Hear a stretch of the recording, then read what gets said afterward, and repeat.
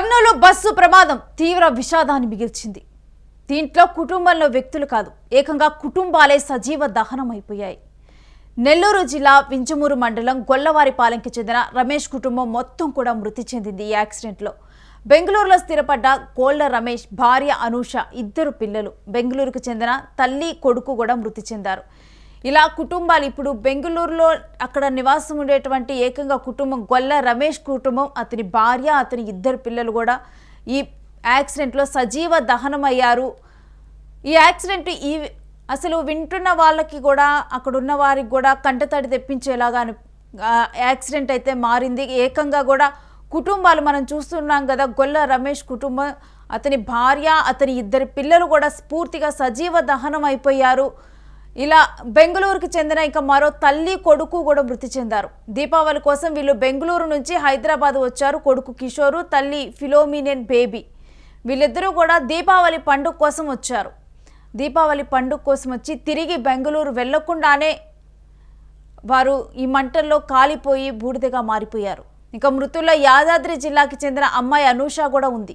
ఈమె బెంగళూరులో సాఫ్ట్వేర్గా పనిచేస్తుంది. అనూష ఎన్నో కలలు కంటూ కూడా తన తల్లిదండ్రులకి తన కలల్ని నెరవేర్చుకుంటూ కూడా తన తల్లిదండ్రులకు ఆసరాగా ఉండాలి అని చెప్పి కూడా తను సాఫ్ట్వేర్ జాబ్ చేస్తూ ఉంది బెంగళూరులో. అనూష చేతికి అందొచ్చిన కూతురు అనూష ఇప్పుడు కన్ను మూయటంతో కూడా తల్లిదండ్రులు అయితే విలపిస్తూ ఉన్నారు.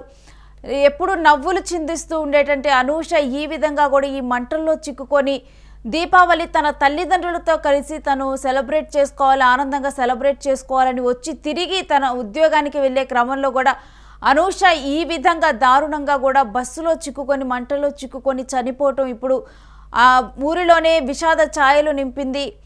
ఈ విధంగా నెల్లూరు ఘటన, ఇప్పుడైతే నెల్లూరు ఘటనలో 20 మంది కూడా సజీవ దహనం అయిపోయారు. ఈ ఘటనే కాదు, మనం ఇదే దీపావళికి ముందల రాజస్థాన్లో కూడా ఒక ఘటన జరిగింది ఇలాంటిదే.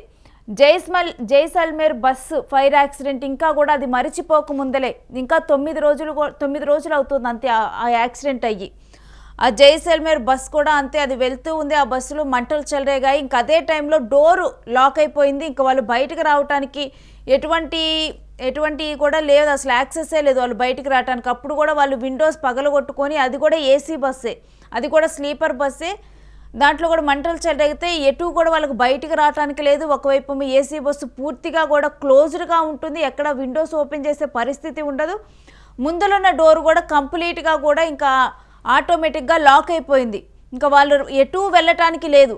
అదే టైంలో అది జరిగింది ఆర్మీ క్యాంప్ ఆఫీస్కి దగ్గరలో జరగటం వల్ల వాళ్ళు చూసి వాళ్ళు వచ్చి సహాయక చర్యలు అందించడానికి ట్రై చేశారు. ఆ టైంలో కూడా డోర్ ఓపెన్ అవ్వకపోవడంతో కూడా వాళ్ళందరూ కొంత విండోస్ను పగలగొట్టారు. అప్పటికే కూడా కొంతమంది విండోస్ పగలగొట్టుకొని దానికి ఉన్నటువంటి కిటికీలు పగలగొట్టుకొని కూడా కిటికీ అద్దాలను కూడా పగలగొట్టుకొని వాళ్ళందరూ కూడా బయటకు వచ్చే ప్రయత్నం చేస్తుంటే ఇటు నుంచి వీరు కూడా సహాయక చర్యలు అందించారు.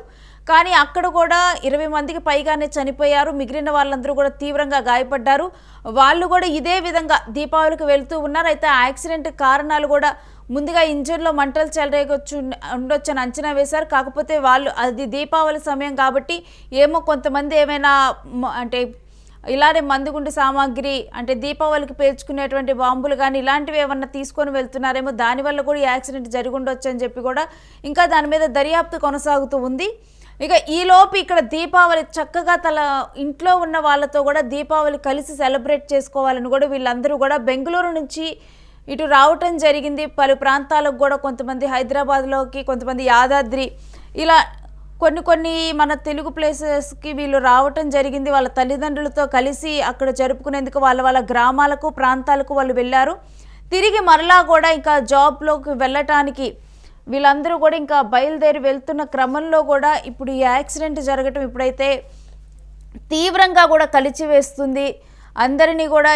ఇది దీపావళి మన ఇళ్లలో చీకటిని పాలద్రోలి ఒక వెలుగులను నింపాలని జరుపుకునే పండుగ. అలాంటిది వాళ్ళ ఇంటి వెలుగులైనటువంటి కొడుకు, కూతురు, ఇలా మనవళ్ళు, మనవరాళ్ళు వీళ్ళందరూ కూడా సజీవ దహనం అవ్వటం, ఈ దీపావళి వాళ్ళందరి ఇళ్లలో కూడా చీకట్లు కమ్మిందని చెప్పాలి. ఎందుకంటే పూర్తిగా అసలు వీళ్ళందరూ కూడా చూస్తున్న ఎంతో భవిష్యత్తు ఉన్నటువంటి వారు, వాళ్ళందరూ కూడా ఈ యాక్సిడెంట్లో చిక్కుకొని చనిపోయారు. నెల్లూరు జిల్లా వింజమూరు మండలం గొల్లవారిపాలెంకి చెందిన రమేష్ కుటుంబం మొత్తం కూడా మృతి చెందింది.